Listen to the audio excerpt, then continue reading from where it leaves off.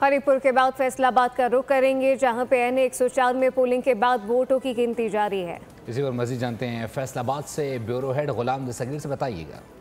बिल्कुल, फैसलाबाद में 5 मुख्तलिफ हलकों में ज़िमनी इलेक्शन आज जारी थे, तो उनकी पोलिंग का वक्त जो है वो 5 बजे ख़त्म हो गया, जिसके बाद जो मुख्तलिफ पोलिंग ऑफिसर्स हैं उनकी जानब से दरवाजे जो हैं लॉक कर दिए गए हैं और उनकी जानब से यह पहले ही ऐलान किया गया था कि 5 बजे तक मुख्तलिफ वोटर्स जो हैं वो अपने अपने पोलिंग स्टेशन पर पहुंच जाएं। दूसरी सूरत में 5 बजे के बाद किसी को अंदर जाने की इजाज़त नहीं दी जाएगी। यही वजह है कि जो वोटर्स जो हैं पोलिंग स्टेशन के अंदर हैं वो तो वोट कास्ट कर सकेंगे, जबकि जिनका प्रोसेस मुकम्मल हो गया है उन पोलिंग स्टेशन पर गिनती का अमल शुरू हो गया है और मुख्तलिफ जो पोलिंग स्टेशन है वहाँ पर गिनती का अमल चल रहा है। NA 104 में हमने देखा कि गहमा गहमी दिन भर जारी रही।